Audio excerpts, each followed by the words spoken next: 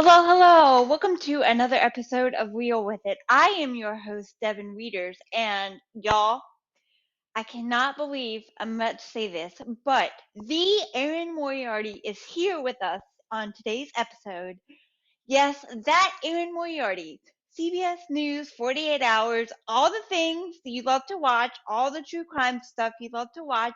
She is here to talk to us about one of the most fascinating and infuriating cases that I personally ever heard of, which you hear the details of in the episode, so I'm not going to give too much away here. But this is about a guy named Crosley Green, and this case is in Florida. It happened in Titusville, Florida. And again, you hear it in the episode, so I'm not going to give too much away.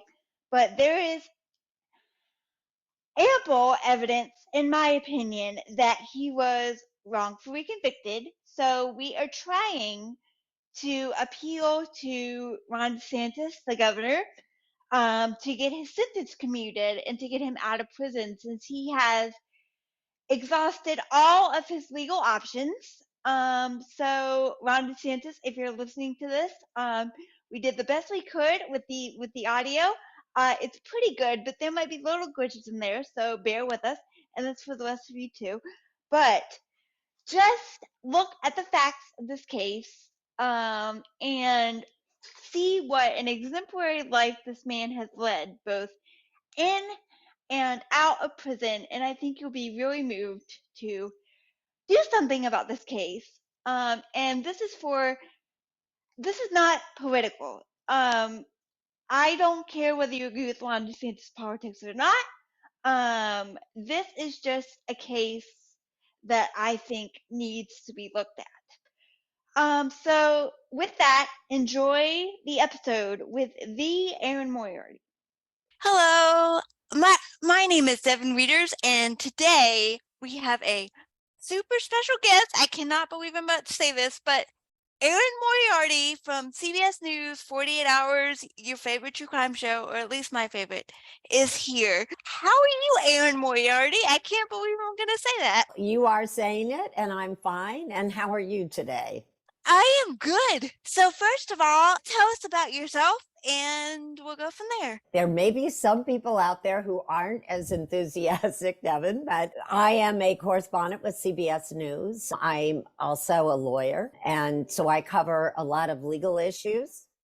And over the last few years, I've started doing more wrongful convictions. I went to law school a long time ago. And at the time I went to law school, there wasn't DNA. And at the time, I don't think any of us realized how often we believe that the American criminal justice system was the best in the world, and it still may be, but it is more valuable than any of us realized until DNA became a real forensic tool. So I cover a lot of wrongful convictions, and I cover a lot of trials, and I work for 48 Hours. I work for the show CBS Sunday Morning, and I work for CBS Mornings.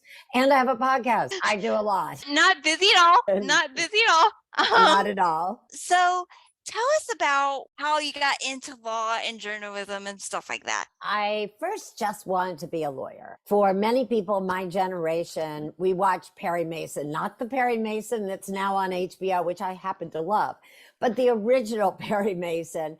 And for a lot of people in my generation, that show made the law seem both glamorous and important. But back then, there were limits on how many women were allowed into the law schools.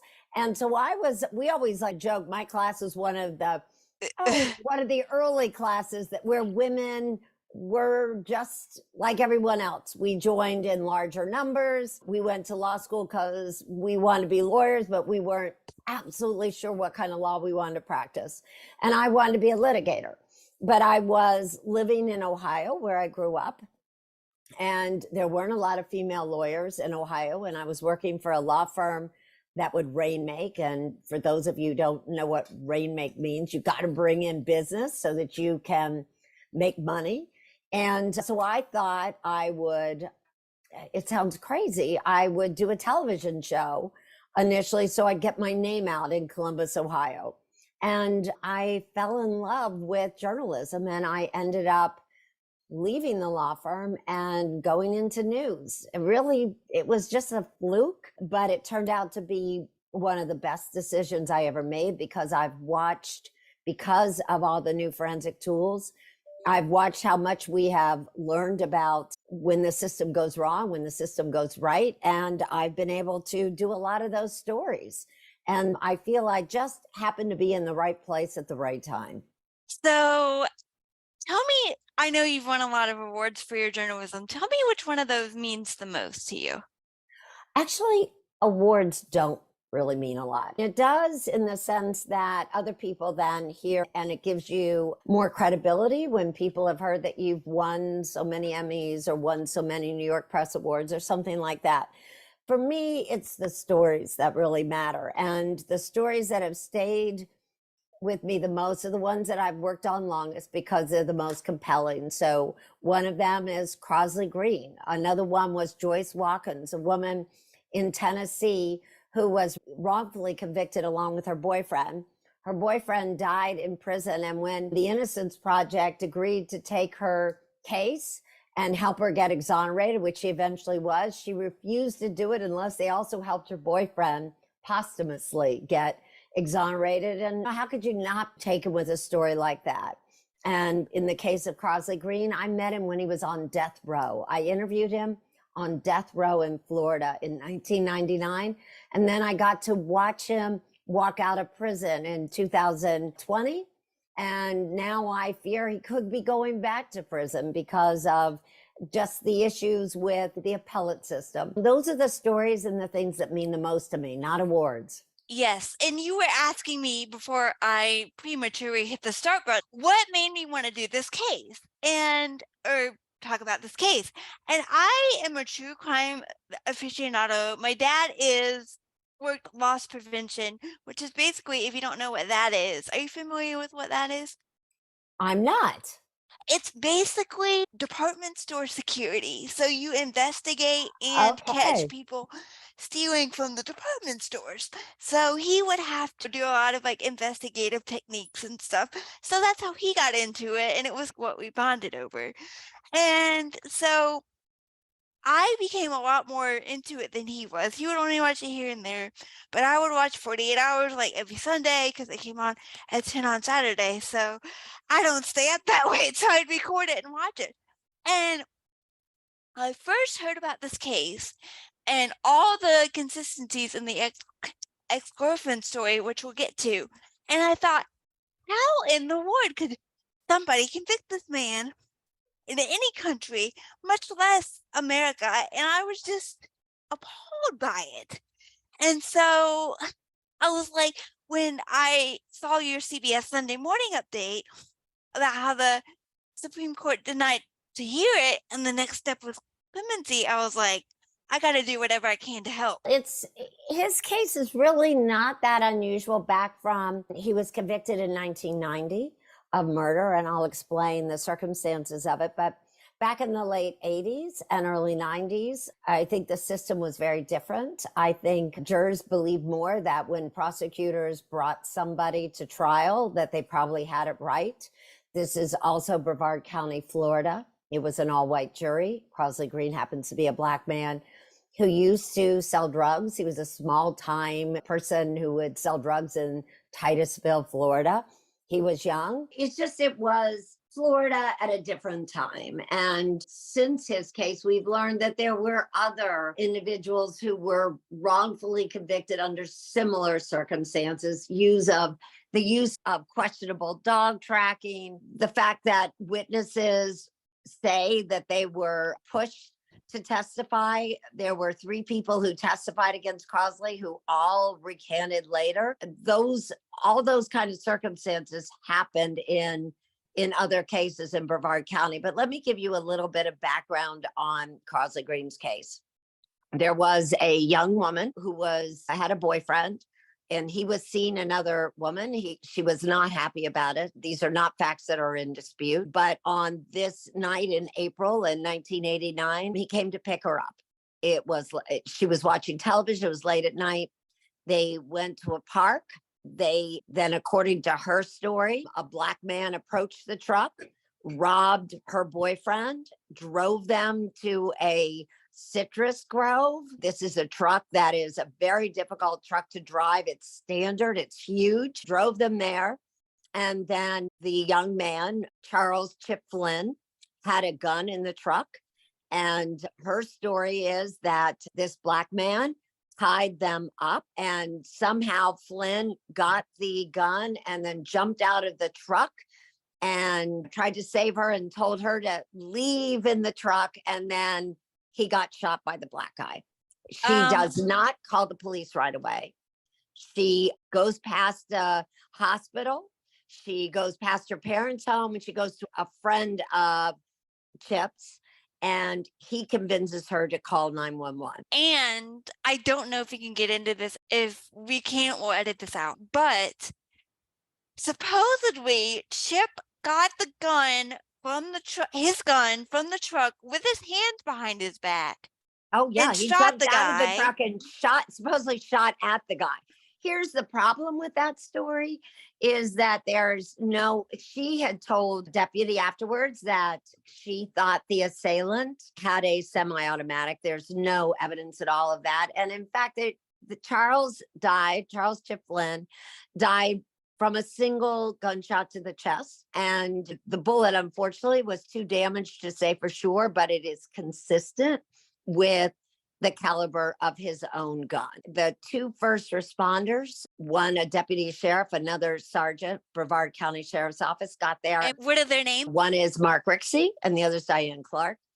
And both of them did not believe that there was an assailant at all, because they reached Charles and he was still alive. And in fact, he thought he was going to live. He ended up bleeding out because it just took too long for the police to be called and for him to be taken to the hospital. But at the time they said, "Who shot you? Where'd that person go?" And he just kept saying, "I just want to go home. I want to go home. Just take me home." He refused to answer those questions. When she was brought back to the scene, she refused to go over and see him. She didn't ask about how he was. There are all these big questions, but be that as it may, she's taken to the police department. Her initial discussion with officers is not recorded. She is taken there around 4:00 in the morning. I should point out, there's also like kind of a hour missing out of the timeline that she says what time they were in the park. But anyway, she gets to the police department around 4. She's not recorded till around 8. If you wanted to get a story straight, you could in that amount of time. And remember, this was a pitch black citrus grove. And she did tell police that she didn't get a good look. They show her a lineup. The lineup is flawed. Crosley Green happens to be put in that lineup. And his picture stands out because it's smaller and darker than anybody else, and it's right in the center. And somehow she chooses that. And then by the time, there's no physical evidence to tie him to it at all.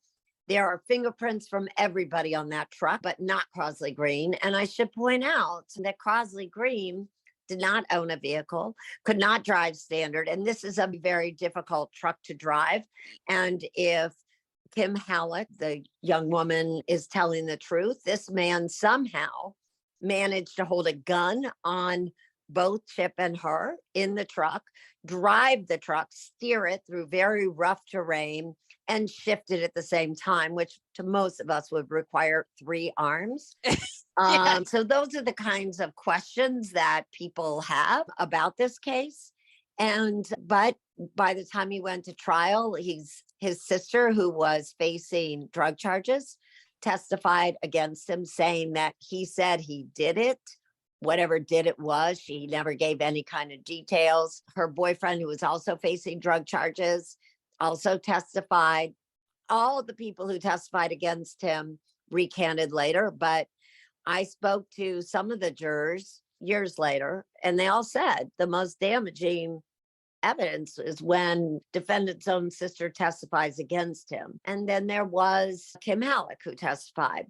Why eventually the things changed for Crosley, it took years, was because both those first responders, Diane Clark and Mark Rixey, did go to the prosecutor prior to trial and say, "Hey, we think the girl did it. and I'm quoting what they said to her, that's in the Yes, notes. we're not saying that we think the girl did it. They said it, and the prosecutor put it in his notes. He said, they say the girl did it. She had inconsistent stories. She didn't worry. She didn't ask about how he was. But that was kept from the defense.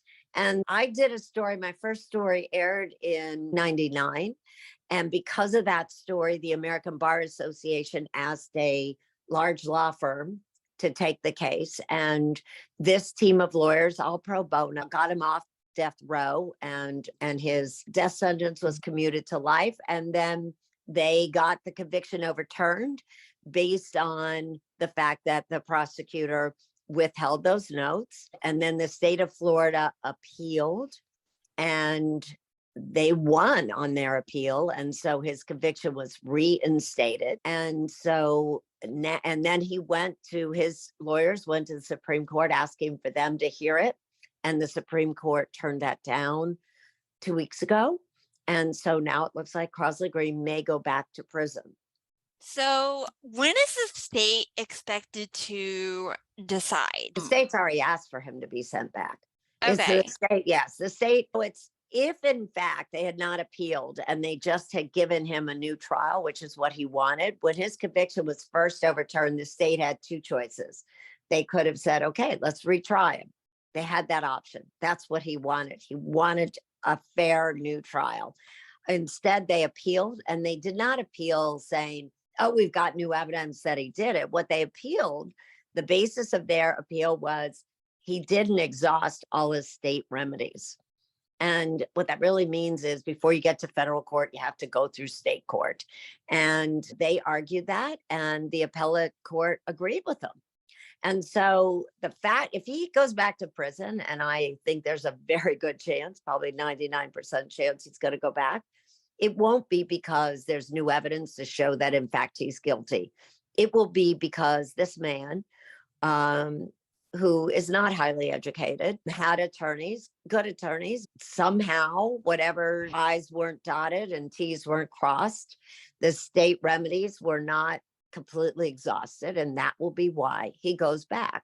Which is just infuriating when you think about it, because it should be based on evidence. It's not. That's what we all feel, but the bottom line is, I think there are opposing interests, state interests. There's one in getting conviction. That's the whole reason why we have fair trials, and it's part of our constitutional right. It's part of the amendments.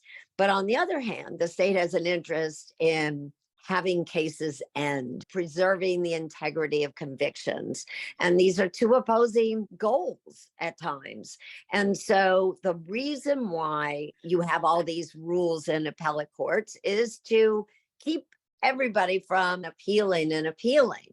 But unfortunately, sometimes the people who have a real reason to appeal, who may be innocent, are then put back in prison. It has nothing to do with guilt or innocence. It has to do with the procedures, what you have to do to get to federal court. So tell me about when you first met Crosley and his family, and what your first impressions were, and what your reactions were to his saga and all that stuff. When I first met him, I had no idea. I joined a team of private detectives who were looking at his case. But I spent a lot of time with people who no longer, who are no longer alive, which is really sad. And on my own, I interviewed Chip's dad, Chip Flynn Sr., he was the one who told me about some of the inconsistencies in Kim Halleck's statements. For example, she told police that, I'm trying to make sure I have it right, which direction, that Crosley Green, or the assailant, was shifting the truck. And just to be clear, this is all from the notes, right? This is not from notes. I interviewed Chip Flynn's father.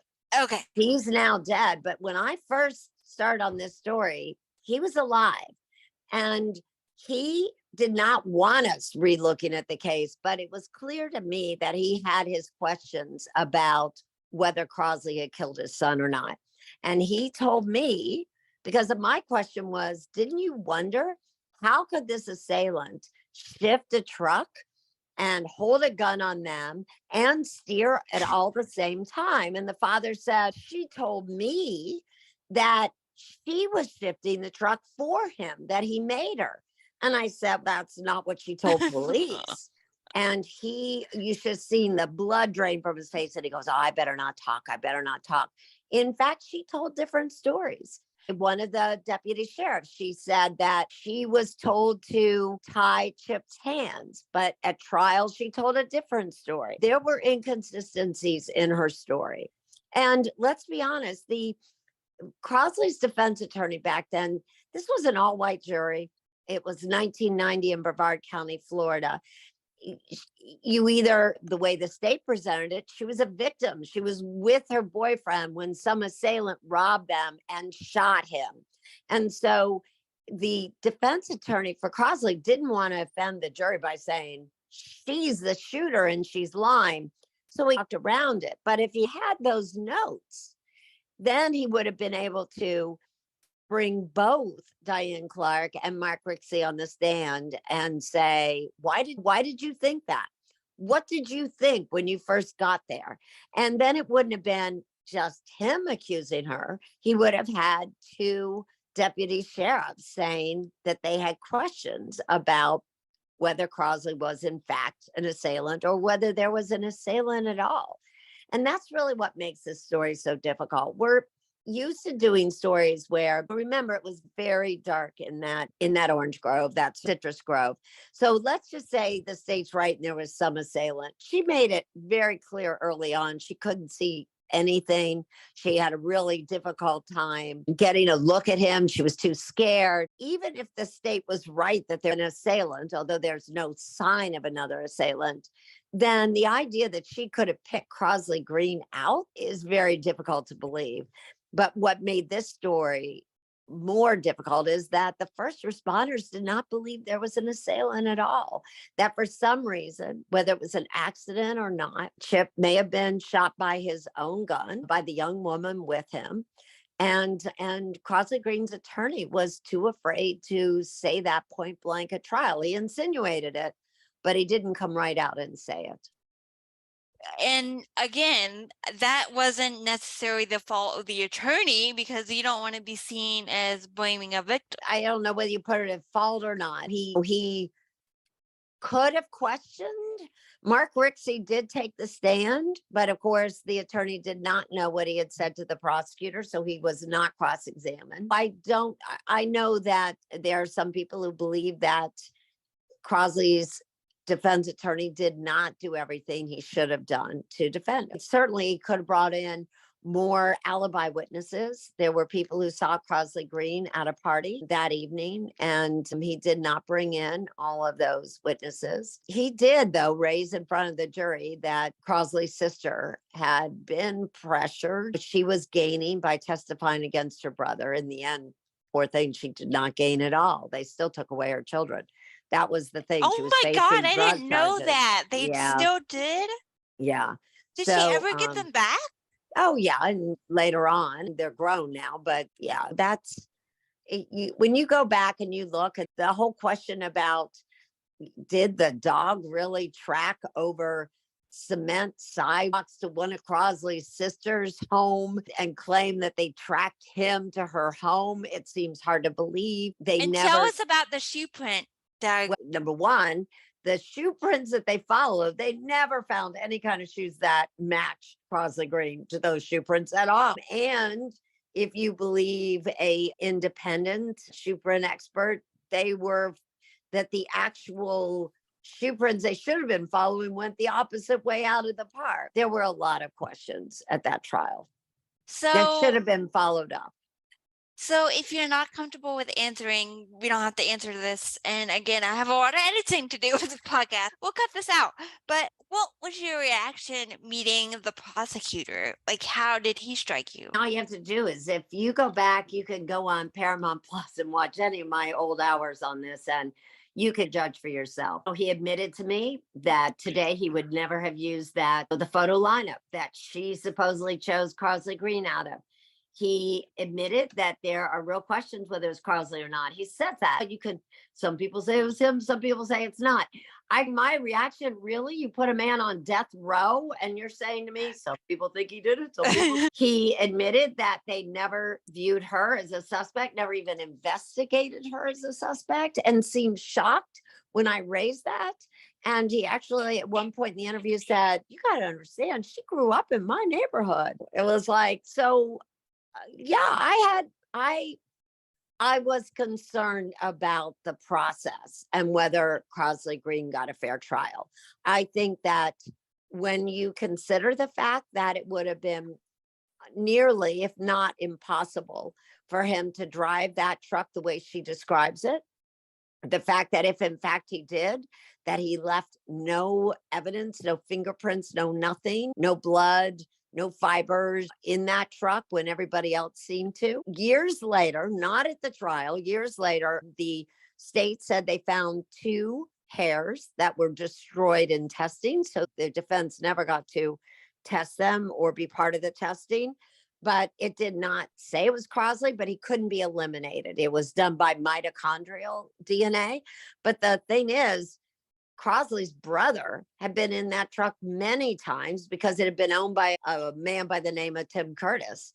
And O'Connor Green, Crosley's brother, and Tim were really good friends. And O'Connor drove that truck all the time.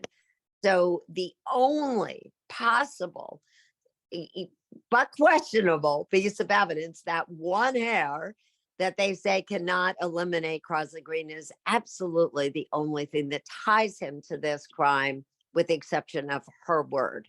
So how has Crosley's behavior been, one, while he was in prison, and 2, now that he's out? I think what really blew me away was, over the years, I go into this, most of my first stories are just right down the middle. Here's the case. But over a period of time, the more you report, you do start leaning toward guilt or innocence. And in this case, everything was pointing to innocence. And so at one point, I am in a prison in Florida, and there is a man standing in the corner just staring at me. And that troubled me because I didn't know, was he recording my interview with Crosley? Who was this man? So I went up to him and I put out my hand and I said, "Hello, I'm Erin Moriarty." And he said, and he gave me his name, and I'm the assistant warden. And he said, "I don't know if you realize this, but I think you should tell your bosses." I thought that was interesting. He said, "You need to tell your bosses that this man has no infractions, none." He said, "In all the years that I've been in prisons, I've never seen that before." He said, "I'm not saying this guy's innocent, but I am saying I've never seen a man without any infractions." And the fact that the assistant warden really wanted me to know that, and then later signed an affidavit supporting Crosley getting out of prison, tells you that those in the system were supporting him. And that meant a lot to me. And that is what I always saw. This is a man who would answer any question. He's warm, he's funny, he's very devoted to family. And so when he did get out, he got out on conditional release in 2020, in March of 2020, actually April, sorry, of 2020. And it was based on the fact that his conviction had been overturned, but the state was appealing it. And so pending appeal, and to avoid getting COVID, if you recall, COVID was I recall. yes, and it was really going through the prisons. And so they let him go home. And all he's done since then is be with his family and work. He works full time for a company that it's like a manufacturing business. And that boss has said, "I'm going to be at a loss if Crosley ends up going back to prison because he's such a great worker." And it's just hard to believe that if this man's a killer, that he could be such an exemplary citizen, both in prison and outside of prison. And so how is his family doing with all of this? And when is the last time you talked to Crosley, and what's the current update? I talked to Crosley last week. Crosley is Crosley. He never admits anger or disappointment or even fear. His big concern is he's worried about his family, and I don't blame him, his sister and brother. are very upset, because I should point out that when Crosley, right before Crosley went on trial, they didn't have any evidence, no much evidence against him. And they worried they wouldn't be able to convict him. And they offered him a 10-year plea deal.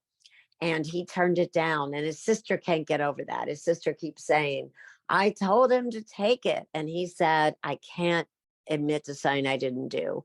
And think about that. Crosley has spent more than 32 years incarcerated when he could have been out after 10 or even less than that, probably for good behavior. And now he could go back for the rest of his life. And so it just is his case. The reason why I think I've stayed on it, besides the fact that he's a man who deserves to have a spotlight on his case, it is a reminder to all of us that we say we want the system to work for everyone, but it doesn't work for everyone. It doesn't work as well for poor people. It doesn't work as well often for Black men. And I think Crosley Green's case is an example of that. If his attorneys are correct, this is a case of what they call a racial hoax. In 1989, there were a couple cases like this where we commit a crime and they'd say a Black person did it. There was a case, Susan Smith, who killed her 2 children and said a Black guy did it. And there was a husband in Boston who killed his wife who said a Black guy did it. And in those cases, both of them it was quickly found out that they were lying. But in this case, he was convicted. And so it's a difficult case because if you admit that Crosley's innocent, then you really have to say, then she did it. And that's a very difficult thing for anybody to do. Yeah. And it is. What's the latest update on Kim Howard? Kim was working. I could not say exactly today, but she was working for the county clerk's office in Brevard County. And that's ironic. I know she has children and a family in Brevard County and has gone on with her life. She's the only person who has not spoken to me through all these years. Everybody else has. And I don't know what she thinks. It is what it is at this point. He's run out of legal options. His only chance now is parole. Parole will be difficult because most parole boards expect people to say and to show remorse and to say, I'm sorry for what I did. And Crosley's never going to do that because he says he didn't do it. So he's not going to admit to saying he didn't do. And then the only other option is, of course, for the governor to grant him clemency, which could be commutation of sentence. But it is Ron DeSantis. And I think a lot of people question whether is expected to run for president, whether he would be willing to do that on a controversial case like this. It's a tough one. And to be honest, I don't get into politics. I don't get into anything like that. But if Ron DeSantis happens to listen to this, I realize it's a long shot. This case, if any case demands that a reasonable human being, which I think he is, whether you agree with his politics or not, he's a reasonable human being. Look at it. It's this one. This is crazy that this has gone on for this long. And we're not saying it's all about race or anything. We're just asking you to look at it. My feeling is if a reasonable person looked at it, there's no question you would look at, this is a man who now has a sentence 25 years to life. He's already spent much more than that time in prison. He has led an exemplary life in prison and outside of prison, that somebody would think if somebody deserved commutation or some kind of clemency, he would be that person. You don't even really have to take another look at the case, and it would just be a fair thing to do. That's up to the governor, and there's no rhyme or reason necessarily on that. So I was watching the latest press conference between Crosley and his defense team. Do they have any meetings planned with the governor's office, or they said that they were going to do some kind of template that people could use to write the governor? Is there anything like that in the works? Well, that I'll have to check. I know that the next time that I'm going to probably do something on this will be the end of March, because the federal judge who overturned his conviction to begin with in 2018, Judge Dalton, did order briefs on both sides to tell him why he should send Crosley back to prison.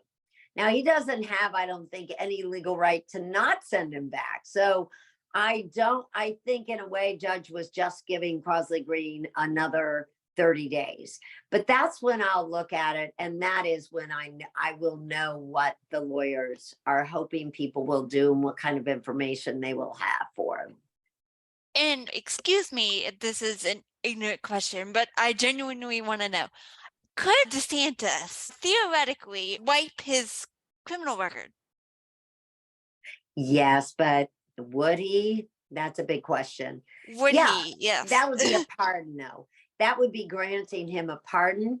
And I don't see that happening. I think that you talk about long shot, that would be a miracle. Yeah, that would be a miracle. But if he could at least get his sentence commuted, that would be huge for him. I think he would be, he's 65 years of age. I think he wants to spend the rest of his life working and being with his family. And I don't think it matters to him what the world thinks, whether he has a criminal record, but he does care that people think, I know it matters to him that no one thinks that he committed murder. I don't know how many times he has said to me, I did not kill that young man. I did not kill that young man. And correct me if I'm wrong, his story has stayed relatively consistent for 32 years, correct? Oh, as far as I can tell, absolutely. He's always kept with the same story because I'm the one who just, and every time I do a new hour, I'm always assigned a new producer who has to start from day one. And so each time we do a new hour, we're re-investigating it.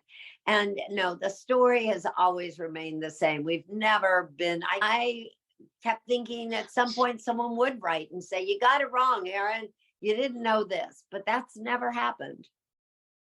Yeah, which is crazy after 32 years. I know. Just to be clear, the type of steel that he makes at his job while he's been out is military grade steel. So not only is he working, he's also helping to strengthen the military. His boss loves him. And Crosley says he's never been happier working like this. He loves the fact that he has a job that requires skills and that he is needed. He goes early to work and he stays as late as they need him. And he's so funny. Talk about the definition of hope with Crosley is he bought a motorcycle. He's always wanted to own a motorcycle. He's under house arrest, so he can't ride the motorcycle, but it's sitting there right in the driveway because that's his hope that he can someday get on that motorcycle. That to me is the definition of maybe crazy hope, but very inspiring at the same time. Yes, I honestly, man on a true crime television show has never seemed so nice. I know that's weird to say, but he seems so nice.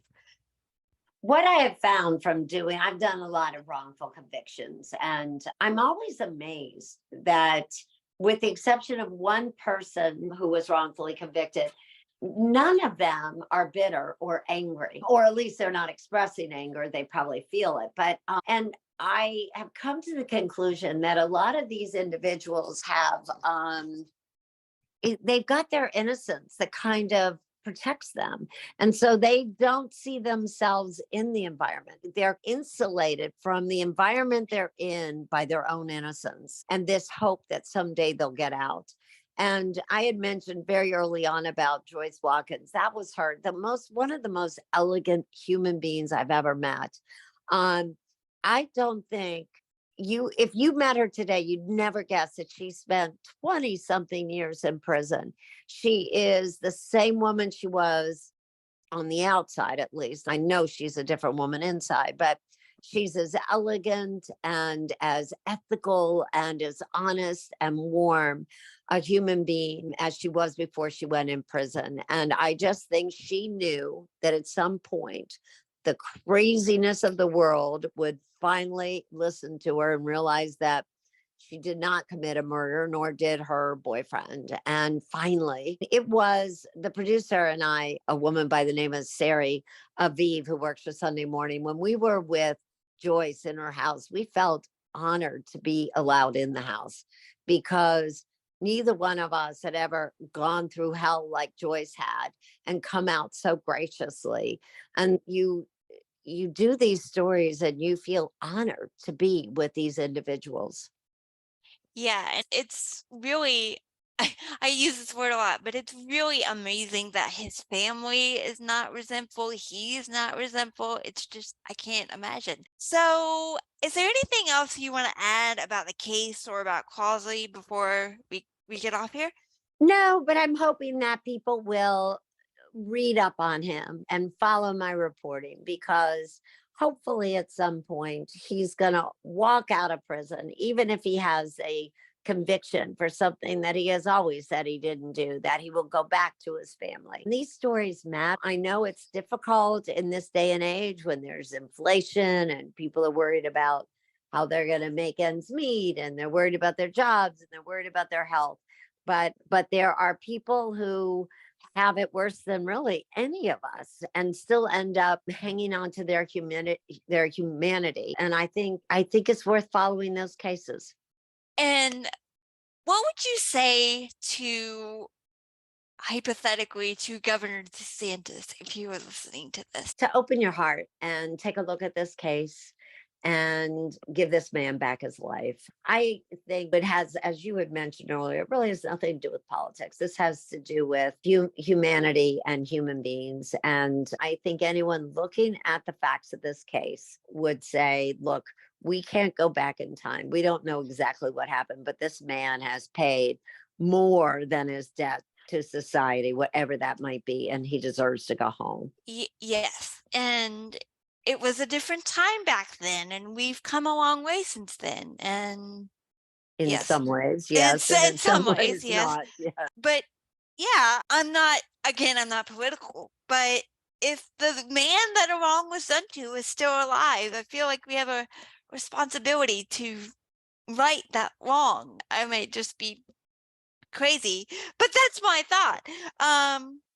So yeah, tell Crosley I'm thinking of him. Just tell him I'm praying for him. I know he's a man of faith. Is there anything else you want to add about anything that No, you but have coming up? I will enjoy, coming up always. I will enjoy telling Crosley that you gave me this opportunity to talk about his case. And I have another case coming up where the man in Missouri was exonerated in February on Valentine's Day. His name's Lamar Johnson. I'm going to do an hour on that for 48 hours where you really see where the system fails us. And it's a pretty interesting case and involves another man who is shockingly not bitter. And that's coming up as well. Yeah, and if Crosley and I get a chance to talk, which I hope we do, I just want to tell him I'm praying for him and all that stuff. Where can they follow you on social media, Erin? I am on Twitter at EF Moriarty. And it's Erin FM on Yes. Instagram. Yes. And a little bit about how this all came to be is once I found out that the Supreme Court had denied it, I'm like, I have to help in some way. Let me see if I can talk to Erin. So I went on this random website called Rocket Search, and there were emails up there, and I sent them, and here we are. So thank you for having your email publicly available. I don't know if you can say that on the podcast, but you can look it up. Yeah, I was happy to hear from you. And look, I only have a job because people care about these stories and they want to hear the stories I report. So, of course, my email's out there. I want it to be out there. That is my job, is reporting to all of you. I hope that I'm a voice for people who watch CBS News. That's what I want to be. And so yes, that's why my email's out there. And I'm glad that you reached out. I really am. You are delightful. Thank you so much for doing this. And we will see you guys next episode. Bye, guys.